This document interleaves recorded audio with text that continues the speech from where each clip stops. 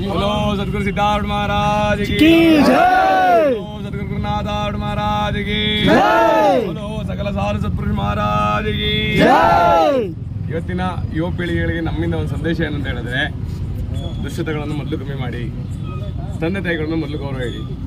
ಇವತ್ತೆಲ್ಲರಿಗೂ ಹೇಳ್ತಾ ಇದ್ವಿ ಸಿದ್ಧಗಂಗೆ ಮಠ ಅಂದ್ರೆ ಏನು, ಹುಬ್ಳಿ ಮಠ ಅಂದ್ರೆ ಏನು ಅಂತ. ಇವರಲ್ಲಿ ಒಂದು ಮಠ ಇದೆ ಅಲ್ವಾ, ಯಾವ್ದಪ್ಪ?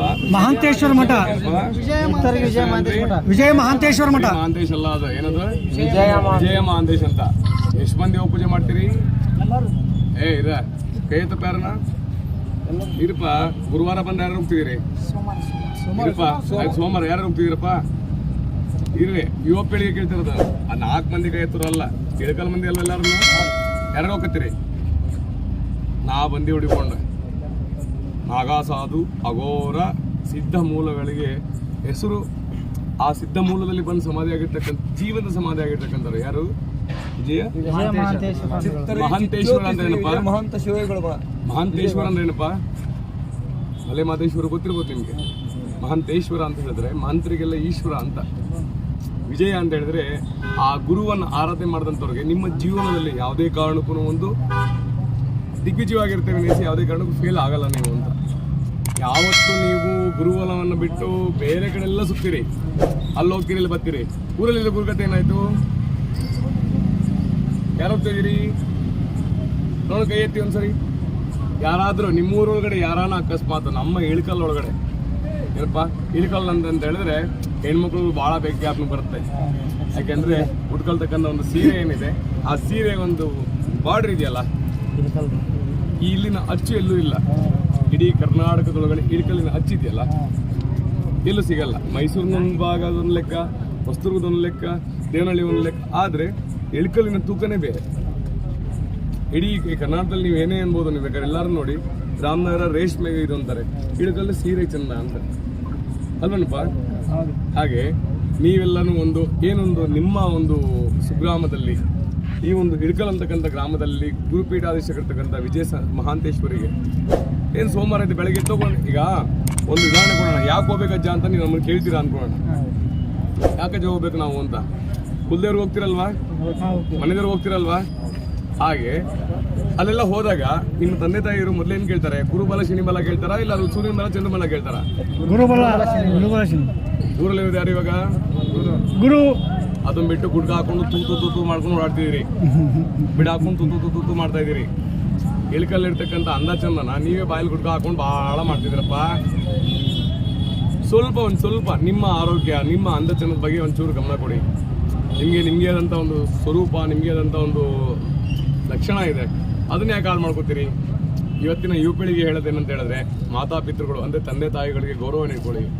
ಗ್ರಾಮದಲ್ಲಿರ್ತಕ್ಕಂಥ ಗ್ರಾಮ ದೈವಗಳು ಮತ್ತು ಗ್ರಾಮದಲ್ಲಿರ್ತಕ್ಕಂಥ ಗುರುಮೂಲಗಳನ್ನು ಆರಾಧನೆ ಮಾಡಿ. ಆವಾಗಲೇ ಈ ಗ್ರಾಮಕ್ಕೆ ಬೆಲೆ. ನೀವೇ ಮಾಡಲೇ ಇಳ್ಕೊಳ್ಳೋರು ಅಂದರೆ ನಾವು ಬಂದು ಮಾಡೋಕ್ಕಾಗುತ್ತೇನಪ್ಪ? ನಾವೆಲ್ಲೋ ಇರೋ ನಾಗಸಾಧುಗಳು ಒಬ್ಬರು ಬರ್ತೀವಿ, ನಮ್ಮ ಪಾಡಿನ ಗುರುಗಳನ್ನ ನೋಡಬೇಕು, ಮತ್ತಷ್ಟು ಹೊರಟೋಗ್ತೀವಿ. ನೀವು ಅಲ್ವೇ? ಇದು ನಿಮ್ಗೆ ಬೇಕಾಗಿರ್ತಕ್ಕಂಥದ್ದು. ಹಾಗಾಗಿ ಏನು ಗ್ರಾಮದಲ್ಲಿರ್ತಕ್ಕಂಥ ಸದ್ಗುರುವಿನ ಒಂದು ಆಶ್ರಯವನ್ನು ಹೊಂದಿ ಅವರ ಆಶೀರ್ವಾದವನ್ನು ಪಡ್ಕೊಳ್ಳಿ.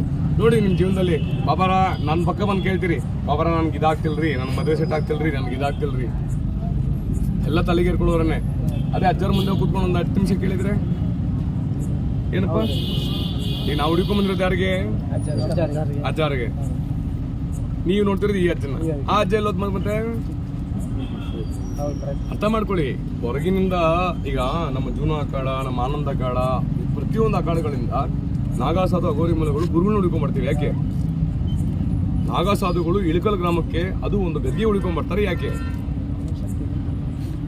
ಎಷ್ಟು ಶಕ್ತಿವಂತ ಪೀಠ ಅಂತ.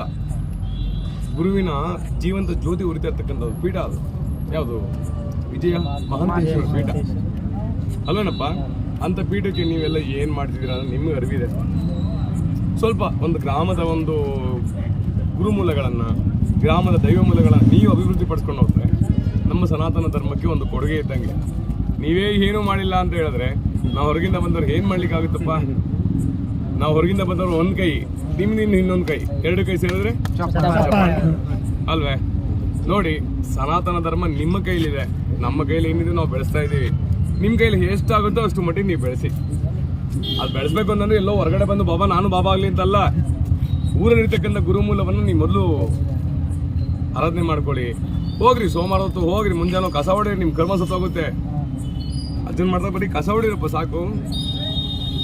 ಅಜ್ಜ ನಾನು ನಾಳೆ ಕೆಲಸ ಆಗ್ಬೇಕು ಅಜ್ಜ, ಅವೇನು ಹೇಳೋಕೋಬೇಡ, ನೀನು ಮೊದಲು ಕಸ ಹೊಡಿ ಸಾಕು, ನಾಳೆ ಕೆಲಸ ಅಜ್ಜ ಬಂದು ಮಾಡುತ್ತೆ. ಅದು ಇಳಿಕಲ್ಗಿರೋ ತಾಕತ್ತು ಅಂದ್ರೆ ಏನಪ್ಪ, ಅವ್ರ ಹೆಸರಲ್ಲೇ ವಿಜಯ ಅಂತ ಇದೆಯಲ್ಲಪ್ಪ, ನೀನು ಫೇಲ್ ಆಗೋ ಮಾತೇ ಇಲ್ಲ.